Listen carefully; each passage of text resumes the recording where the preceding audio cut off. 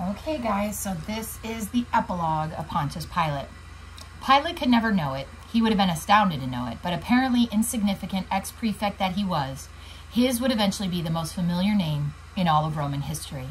For uncounted masses in future ages who knew little about a Caesar or an Augustus or even Nero would still confess in the creed, I believe in Jesus Christ, who suffered under Pontius Pilate.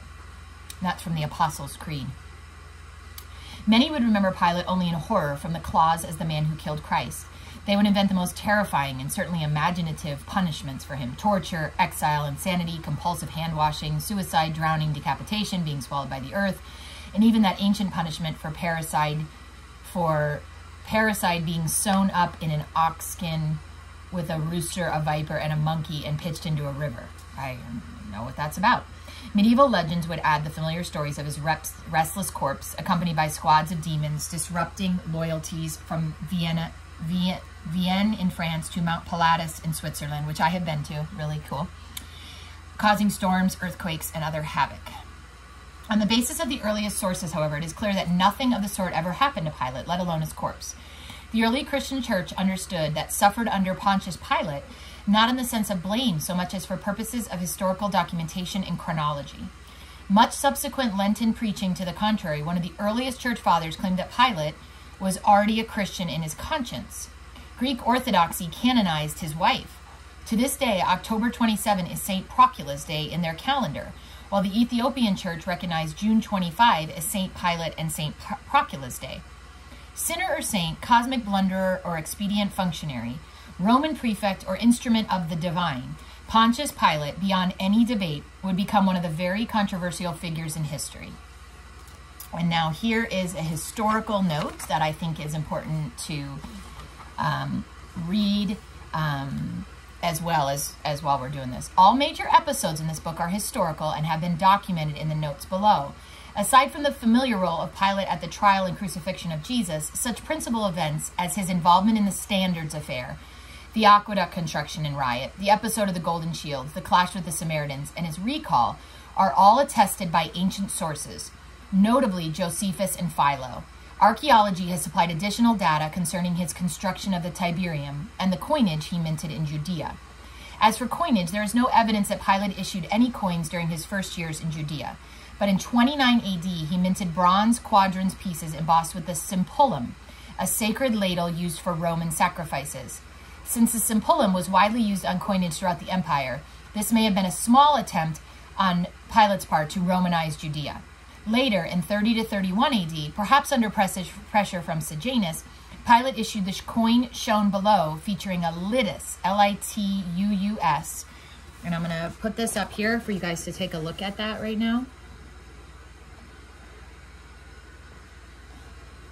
Okay, so a coin featuring a litus, the curving spiral-headed staff symbolizing the priestly prophetic office of the Roman augur.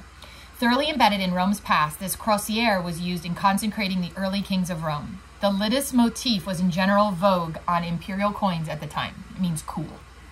Pilate's using a symbol freighted with such a Roman mystique on quadrans pieces minted in Judea appears to be a further Romanizing pledge of provincial allegiance to Tiberius and the empire. So,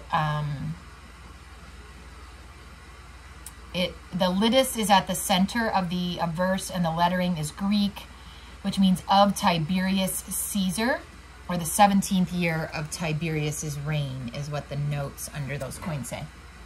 Paradoxically, which is, this guy uses such big words, on the other hand, the pagan Pontius Pilate embossed what would shortly become a Christian symbol on his coin, since the litus would be reused as the crosier or bishop's crook, the symbol of episcopal office to the present day. So this symbol ended up being more of a Christian symbol. This novel's portrayal of the politics, Roman and Judean, in which Pilate was engulfed, is absolutely authentic. Some of the connective material, however, was contrived, but done so on the basis of probabilities with no violation of known historical facts.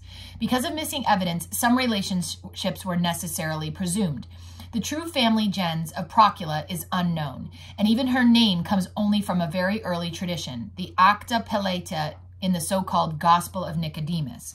Procula's is the only proper name in this book not attested by an original primary source, but no other name for her is known, and Procula is most probably accurate. Since the name Claudia Procula derives from a late tradition, Claudia is discarded. The precise relationship of Pontius Pilate to the various Ponti, or Pontius family, cited in these pages is presumptive, but members of the gens Pontus, family of Pontius, would indeed be related, and the ancestral home of the Ponti was Samnium. Nothing is known of Pilate's parents. His presence at the collapse of the grotto is merely assumed, though his advancement through Sejanus's efforts is demonstrable. Even if the letters cited in these pages are not authentic as such, the correspondence itself and the sentiments expressed are highly probable.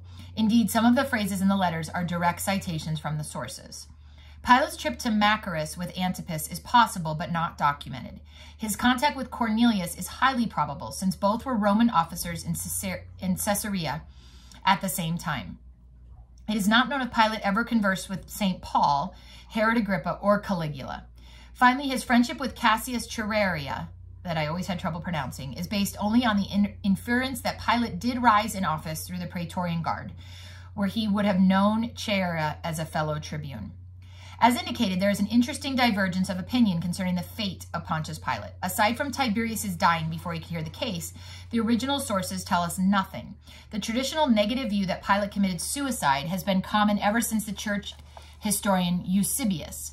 In his ecclesiastical history, Eusebius wrote, "Tradition relates that Pilate, he of the Savior's time in the days of Gaius, fell into such great calamity that he was forced to become his own slayer and to punish himself with his own hand, for the penalty of God, as it seems, followed hard after him. Those who record the Olympiads of the Greeks with their annals of events relate this.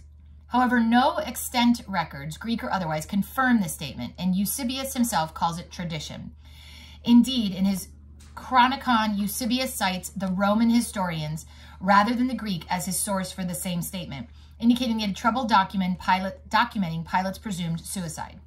Moreover, Eusebius's motivation in recording the tradition of Pilate's suicide is less of a critical historian and more that of an apologist and moralist in describing divine vengeance as overtaking Pilate. Finally, Eusebius was writing in the 4th century AD, and there's considerably earlier evidence than this. When the noted pagan philosopher Celsus wrote his Logos Aletheus, you can see how much research this guy has done for this book, in 178 AD, one of the arguments he used against Christianity was the fact that, unlike King Pontius, Pilate suffered nothing for having condemned alleged divinity. And remember, they discussed that. In 248 AD, the early church father Origen published his refutation Cato Celso against Celsus. But against Celsus' argument concerning Pilate's fate, Origen replied only that the Jews, not Pilate, were responsible for the crucifixion. Clearly, there was no church tradition of Pilate's suicide, execution, or punishment in the 2nd or 3rd centuries. Earlier still, Tacitus, who mentioned Pilate in his famed passage about the Christians, published in 117 AD, as well as Josephus, make no reference to any suicide or punishment, though none to Pilate's death either. Probably most illuminating is the testimony of a contemporary of Pilate, somebody who lived at the same time as him, who despised him, the Jewish philosopher Philo. In his embassy to Gaius, which reports his famed mission of 39 to 40 AD, Pilate is castigated. I don't know what that word means, but no mention is made of any subsequent suicide or any punishment inflicted on him by Caligula, who certainly either decided Pilate's case or dismissed it. Though this is an argument from silence, the silence is eloquent, since on other occasions Philo took keen delight in recording the punishments of people he scorned, as witnessed in one of his books. This raises the final question of whether a reasonable rather than hostile portrait of Pontius Pilate is possible. For the past 17 centuries, Pilate has had a unanimously bad press, and most tend to cloister him next to Judas Iscariot and mine in memory. This view seems unjustified, both by the practice of the early church in its crucial first 3 centuries, and more importantly, by the sources themselves. Aside from scattered references in ancient authors, the chief primary sources for Pilate are Flavius Josephus in his Jewish Antiquities and Jewish Wars, Philo, and in his book, and then, of course, in the Gospels, Matthew, Mark, Luke, and John. Of these 7 writings, 1 is hostile to Pilate, while the other 6 range from slightly critical to favorable. Philo, the hostile source, has Herod Agrippa write Caligula, in the memorandum cited on page 322 above, of the briberies, the insults, the robberies, the outrages, and wanton injuries, the executions without trial, constantly repeated, the ceaseless and supremely grievous cruelty of Pilate. Nothing in any of the other sources on Pilate corroborates this judgment, and it is doubtful that Tiberius, even with his predilection for keeping his governors at their post for long terms, would have allowed Pilate a whole decade of administration in Judea if he were such a wretch. The dissonant source must therefore be examined, and the context may explain Philo's censure.